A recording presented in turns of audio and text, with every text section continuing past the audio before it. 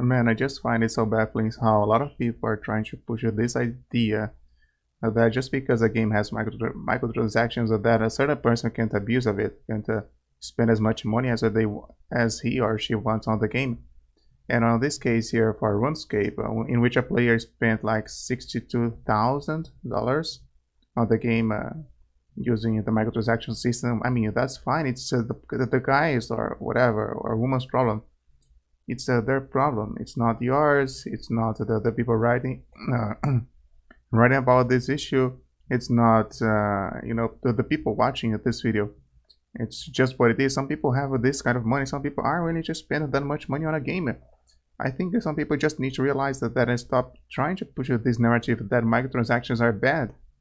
Microtransactions can have bad consequences for the game if the developers decide to spend more time on that than on actually making the game. But otherwise, it's really fine unless the microtransaction doesn't really make you doesn't really try to push you, doesn't really try to make you spend money, doesn't really force you, doesn't really lock anything important behind a paywall, then it's fine.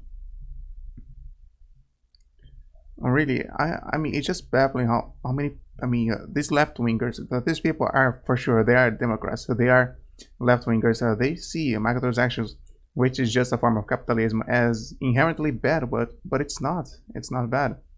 Microtransactions, it's fine. Really, a lot of people complain about microtransactions, for example, in Assassin's Creed Odyssey, and it was fine there as well. I mean, I didn't have a problem with some missions being locked behind levels higher than the level I was. I mean, I just really don't understand.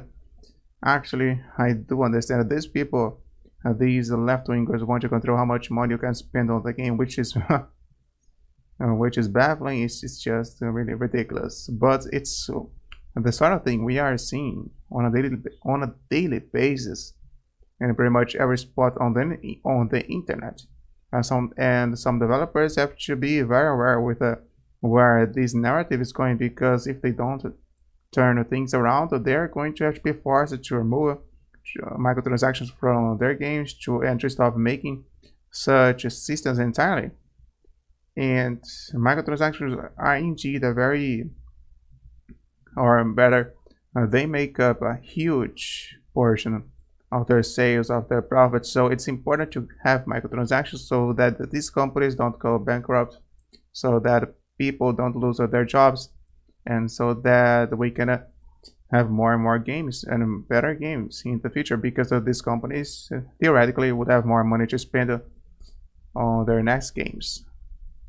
I know some games can do well without microtransactions, like Spider-Man PS4, I believe, and God of War.